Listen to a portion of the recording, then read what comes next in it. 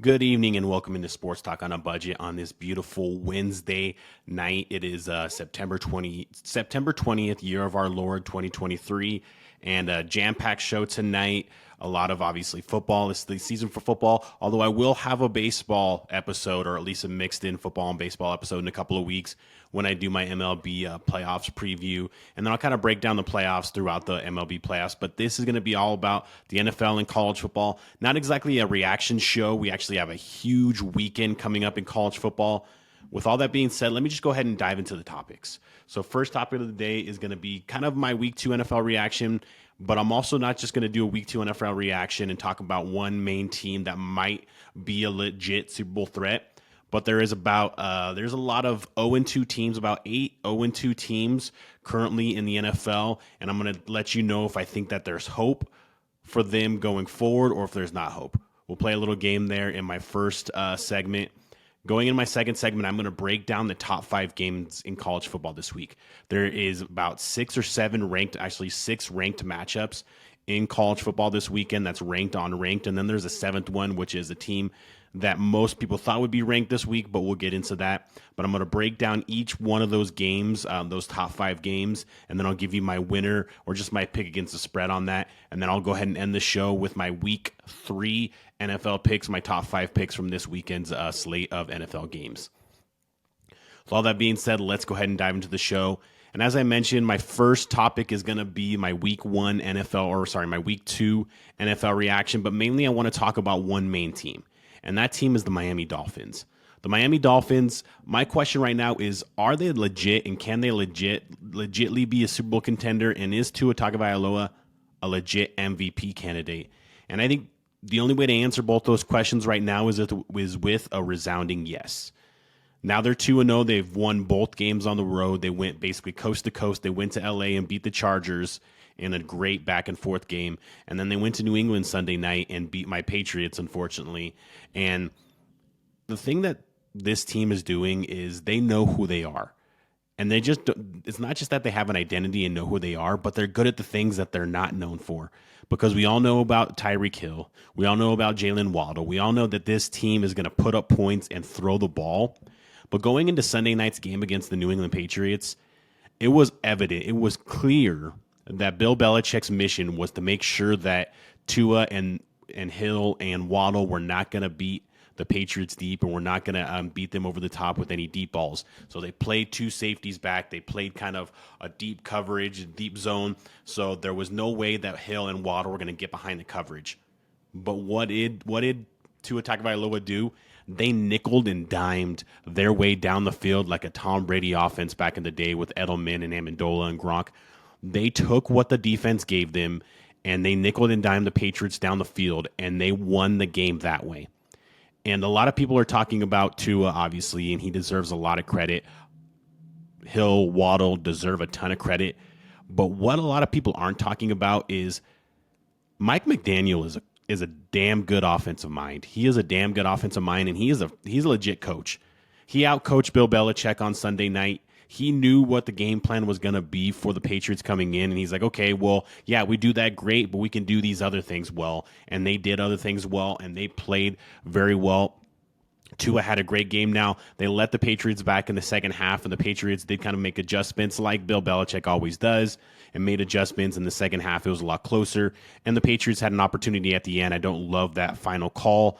I don't think you can not just overturn that and not at least measure, but we won't get into that because that's just going to make me angry, obviously. But still, Mike McDaniel and the Miami Dolphins going into that game knew exactly what Bill Belichick was going to do. Bill Belichick's always going to take away what your offense does best. He's going to make you adapt and make you win in a way that you're not known for, maybe you're not comfortable in. And Mike McDaniel and the offense, credit to Mike McDaniel, Tua Tagovailoa, and all the weapons they have. They adjusted, they adapted, and they were able to beat the Patriots in Foxborough on a Sunday night. Tough place to play, tough environment. Patriots are coming off a week 1 loss. They don't want to go to 0-2. They went in there and they put it to them in the first half and made it kind of hard in the second half for the Patriots to come all the way back, and they didn't. So Miami Dolphins are 2-0, two really good wins against, yes, two 0-2 teams that they beat, but two teams that a lot of people had some hope for going into the season, especially the Chargers and the Patriots a little bit as well. So, like I said, I think this Dolphins team is a legit Super Bowl contender. I think Mike McDaniel is an underrated coach. He's one of the best offensive minds in the entire league, came from the Shanahan tree, and he is kind of doing his own thing, but also picking up where Shanahan kind of left off with him as well. The sky's the limit for this team. I think they could win the division. The Bills look great on Sunday, but the Bills are so inconsistent of late, especially Josh Allen is inconsistent of late, so we don't know what's going to happen there. So the Dolphins, like I said, are legit Super Bowl contender, legit division title contender, and what we thought was a loaded AFC might not be as loaded as we thought it was. I'll get to that a little bit later.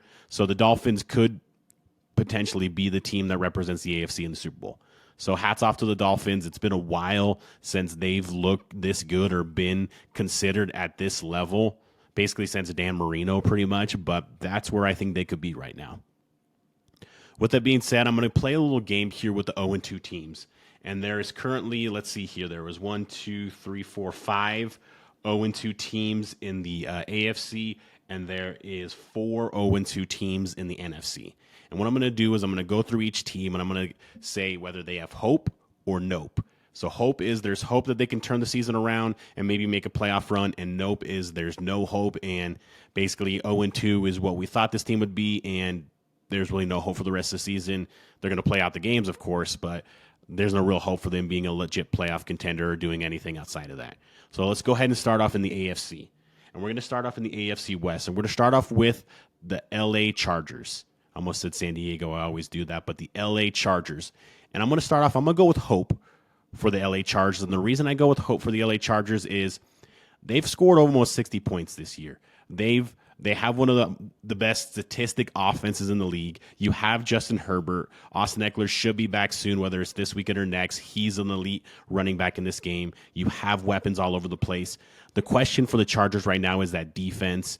Paid a lot of veterans on that defense. Maybe they're past their prime, but the biggest question is Brandon Staley and if he is going to be the head coach of the Chargers at the end of the season. If they keep losing, he probably won't make it to the end of the season, but just too much talent and firepower on this Chargers team. So I'm going to go with hope going forward for the Chargers. I think that there is hope that they can turn the season around and maybe make a playoff run as well.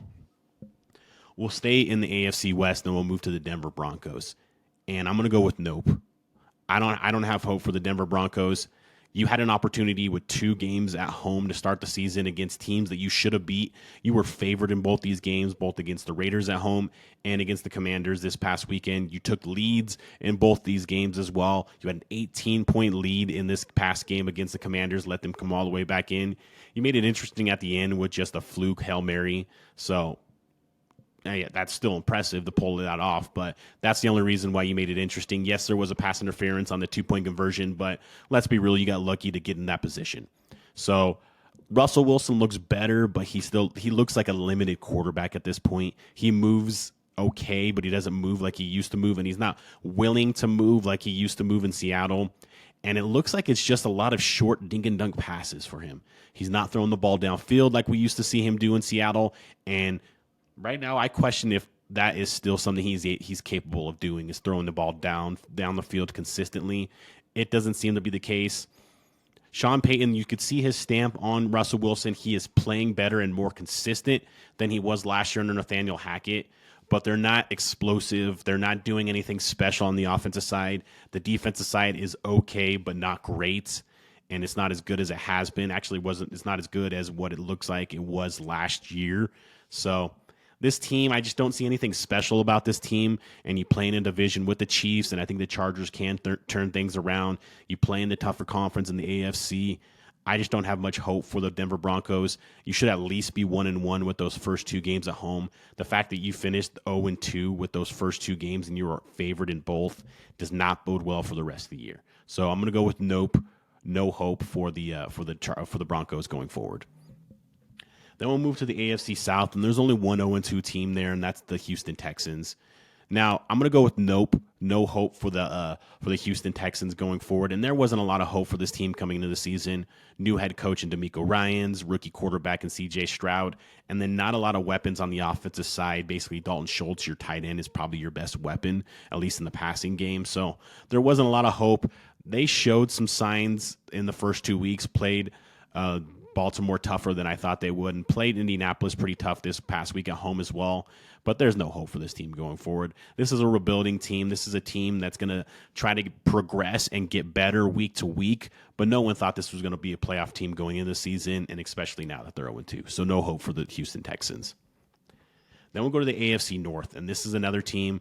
This is the Cincinnati Bengals. I'm going to go with hope for the Cincinnati Bengals, but it's kind of fleeting. And it's fleeting because we don't know the status of Joe Burrow.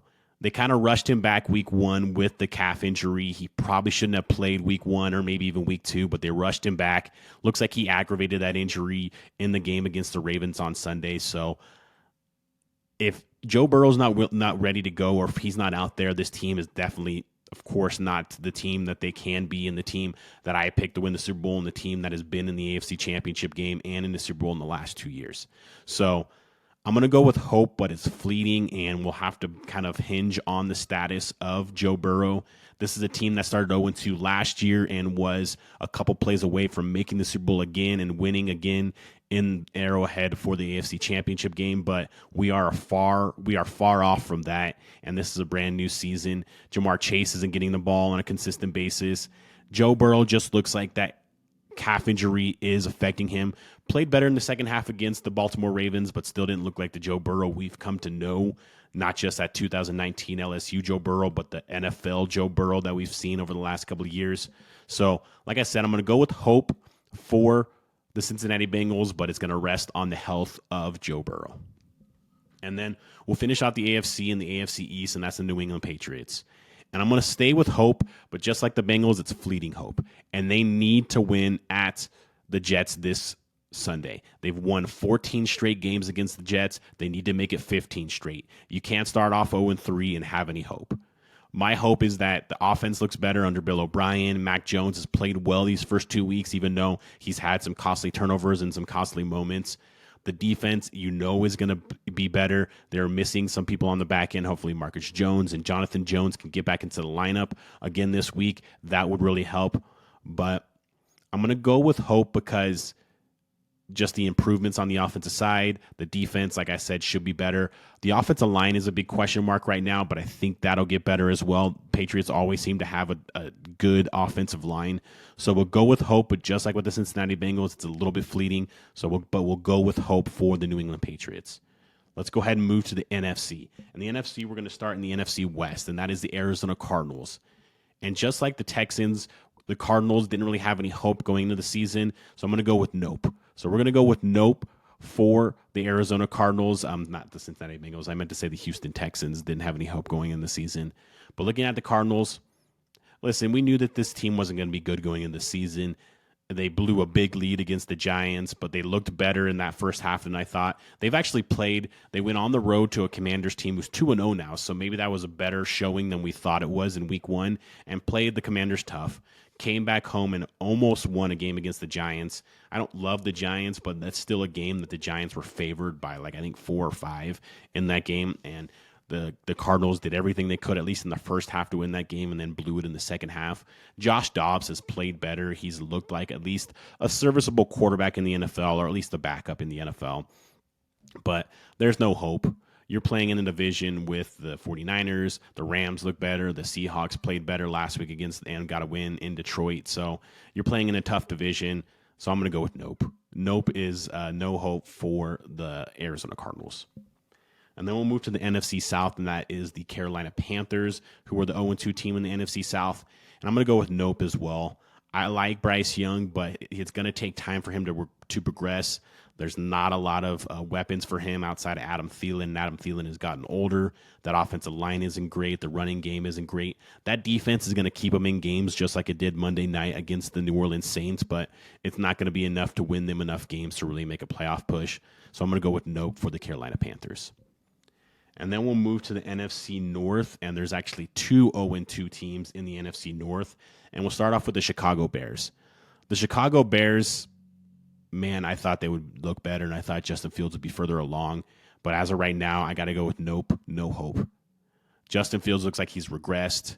The defense isn't playing great. You had two winnable games, one at home against Green Bay and one on the road against Tampa Bay. You didn't look really good in either one of them, and the other team controlled basically the entire game in both of those games, and they did not become winnable. You weren't really in the Green Bay game. You had some chance in the Tampa Bay game, but you blew them, and it just wasn't exactly a top. That didn't look like an actual chance for them, but they had opportunities. Then they blew those opportunities.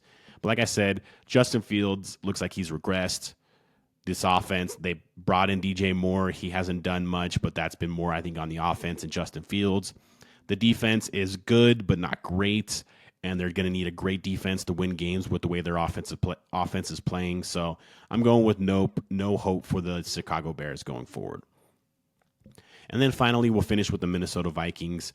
I'm going to keep hope alive for the Minnesota Vikings. It's fleeting as well, just like the Patriots and the Bengals. But the reason I have hope in the Minnesota Vikings is I like their roster. Of course, you have one of the best players in the league in Justin Jefferson. Kirk Cousins didn't play well in week 1, but he actually played well in week 2 on Thursday night on the road in Philadelphia. They just picked up Cam Akers, so that will kind of help boost their running game to go along with guys like Alexander Mattison. Their defense is playing better under Brian Flores, and I think they're going to continue to get better throughout the season under Brian Flores. So I still think there's hope. That division isn't that hard. I think the Lions win that division, but the Bears are also 0-2.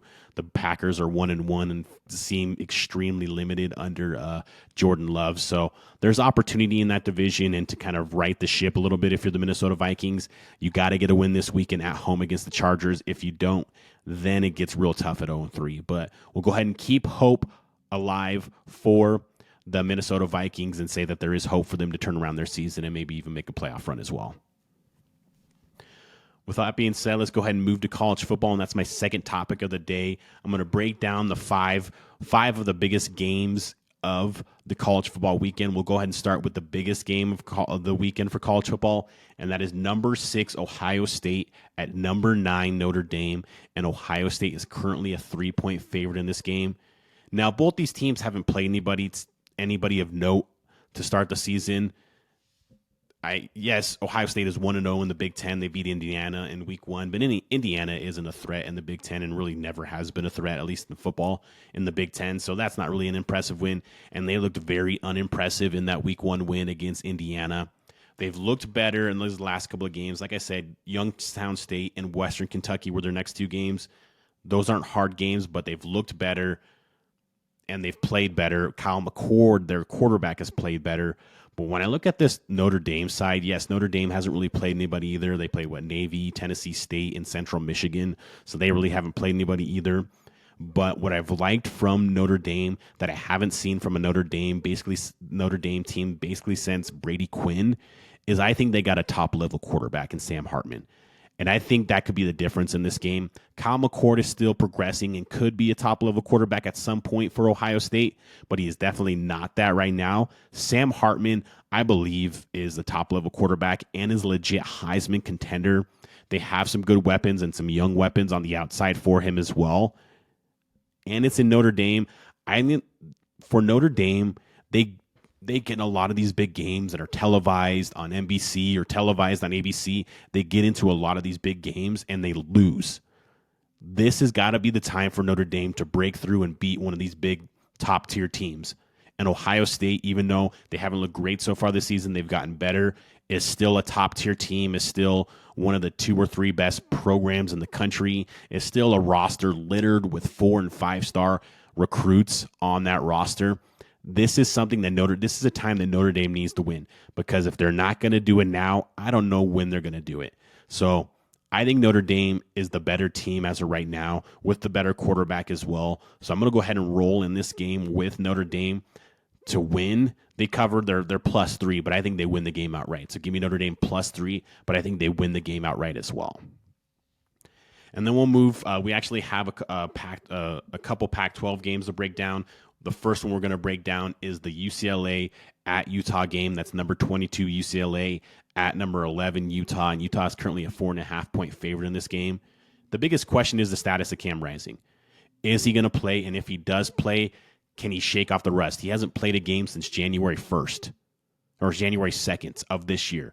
So it's been over 8 months since he's played a game, and he got hurt in that game, so only played almost a half in that game. So if Cam Rising does play, is he rusty? If he doesn't play, is there a path for Utah to beat this UCLA team? UCLA really hasn't played anybody. Coastal Carolina, San Diego State, say what you want about them. That's not really, I think it was like Nicholls State was the other one. Not really like tough competition, but a star has emerged for this UCLA team, and that is freshman quarterback Dante Moore, and he has played really well. Can he go into an environment like Rice-Eccles Stadium in Salt Lake City, Utah? That is a tough environment to play. I don't care who you are. That is a tough environment to play. This is going to be the first big test for Dante Moore in his college career. Can he go in there and get a victory? Because I think as of right now, with the quarterback questions for Utah, whether Cam Rising plays or does not, and how effective is he if he plays, and how can he shake off the rust, I think UCLA is the better team. Their defense is a little underrated as well. So I'm going to take UCLA to cover. Give me UCLA plus 4.5 in this game. Utah may pull out the victory, but I think this is going to be a very close back and forth game. Might be lower scoring than people are thinking. I'm not sure what the over-under is, but might be lower scoring than what people are thinking. I like UCLA to cover with an outside chance to win, so give me UCLA plus 4.5 in this game.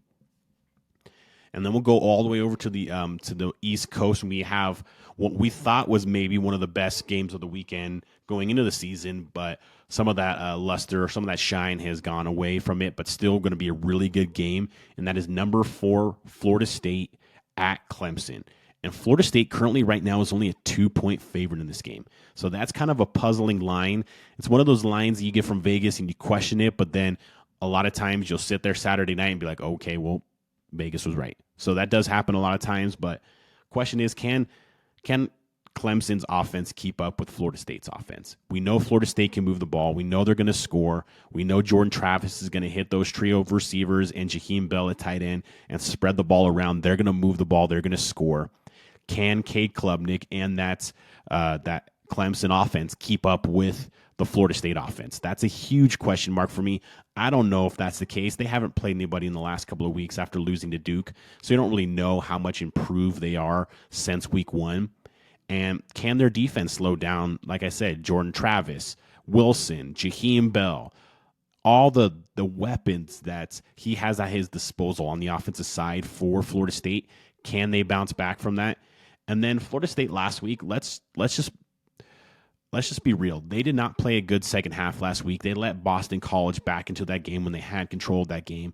Now, did they take their foot off the gas? Were they just kind of coasting to victory? Maybe, but there was opportunities for them to lose that game to Boston College, and that's a kind of game you lose, and all those goals outside of a conference championship, a playoff and national title chances kind of go out the window when you lose to a team like Boston College, who isn't supposed to be a very good team in college football this year. So Florida State messed around last week and almost really messed around and lost. So was that a good thing or was that a bad thing for Mike Norvell? Was that kind of a rallying time for Mike Norvell, or was that something that could be an issue for this Florida State team going forward? Maybe a little bit of overconfidence.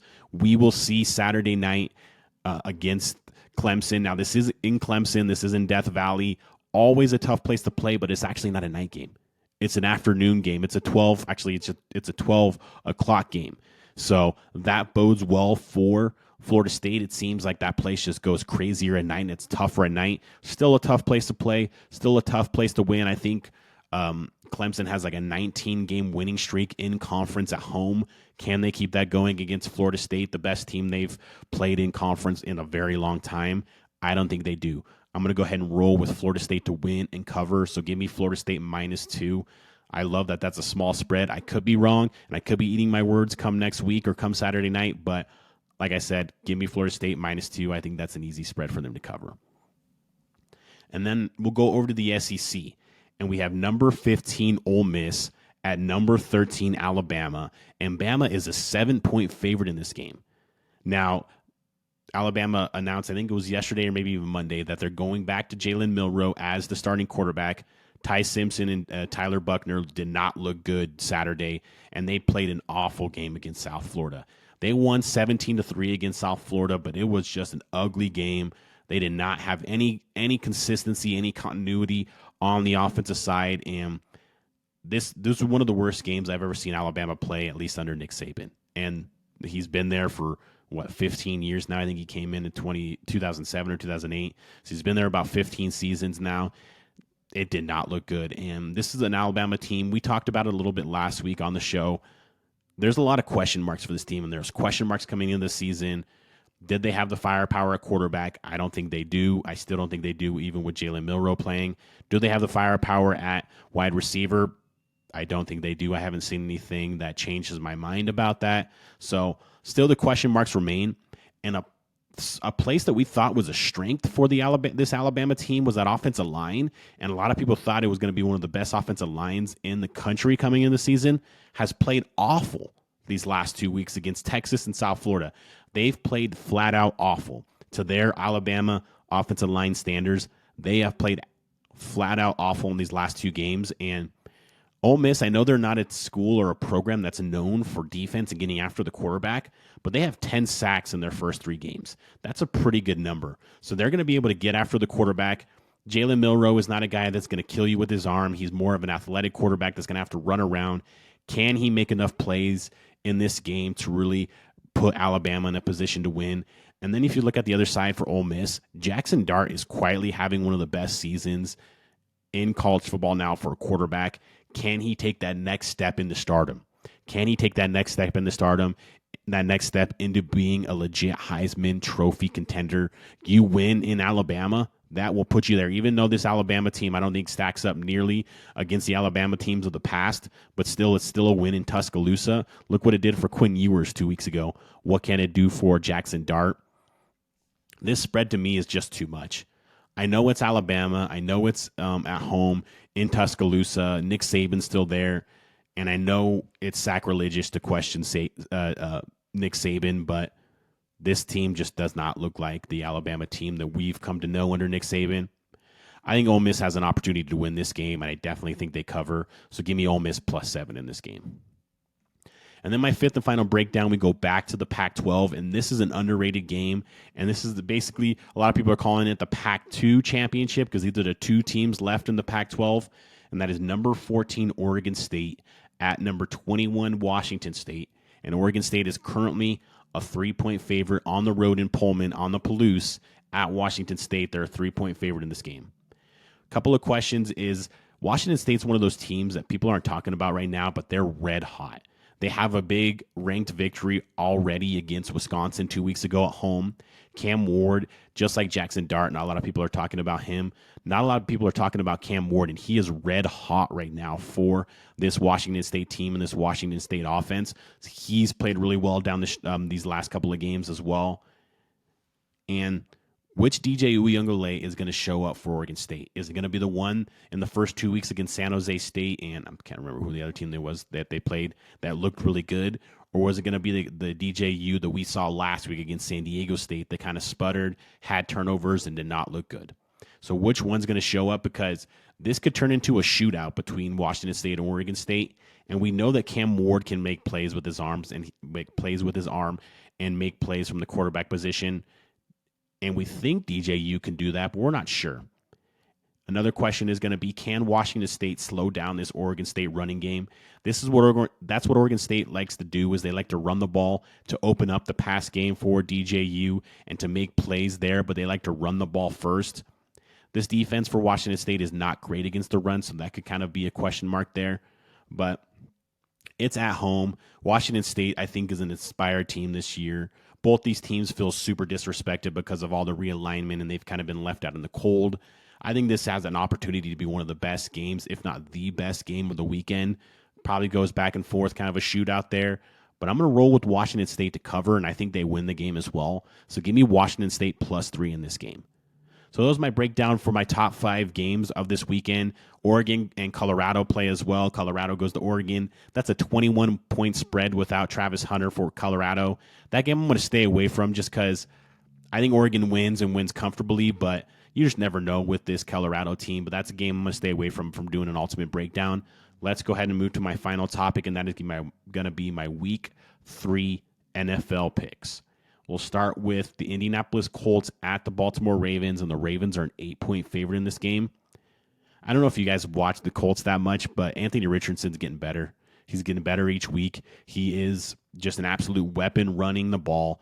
That's something you're going to have to account for. Now, yes, this Baltimore defense knows how to play against a running quarterback since they see one every day in practice in Lamar Jackson, but Anthony Richardson's bigger and stronger than Lamar Jackson, so it's a little bit different of a dynamic in that he's, like I said, he's just a bigger, stronger runner. It's almost more of like a Josh Allen, like a faster Josh Allen is more of the comp, I think, for Anthony Richardson. I think the Colts keep this game close. I haven't been impressed by the Baltimore defense, so I think the Colts can move the ball and score on this Baltimore defense, but the Ravens will score as well. So I think the Ravens win, but I think the Colts keep it close and cover, so give me the Colts +8 in this game. And then we have the Falcons at the Lions, and the Lions are currently a 3-point favorite in this game. I like the Lions in this game. I think the Lions bounce back. Kind of a heartbreaker in overtime last week against the Seahawks at home. I think they get a victory. The Falcons are 2-0, and they've won against Carolina and Green Bay at home. Came back against Green Bay last week, but Desmond Ridder hasn't given me any indication that he's going to be their long-term starter there. It's been basically on the back of Bijan Robinson in that run game and the defense having some opportunities and taking advantage of those opportunities and getting turnovers. But I think on the road, their first time on the road with this young team, I think the Lions are the better overall team. So give me the Lions to win and cover. Lions -3 in this game. And then we have the Saints and the Packers. And the Saints are 2-0, and the Packers are very close to being 2-0. But the Saints are probably one of the more unimpressive 2-0s of the season. They won at home against the Titans, but got a ton of turnovers in that game, and then won on the road against the Carolina Panthers Monday night. But the Carolina Panthers couldn't do anything on offense, and the Saints really couldn't do anything on offense until the very end of the game either. So haven't been impressed with the Saints. Jamal Williams is probably out at running back for them, so they're kind of thin at running back until Kamara comes back. I just think the Packers are the better team. Aaron Jones is supposed to be back this weekend, so that's a big boost for the Packers. That's a huge weapon for them and probably their best offensive player. Their defense is still going to play really well as well. So go ahead and give me the Packers to win and cover, so the Packers -2 at home to get the victory and cover against the Saints on Sunday.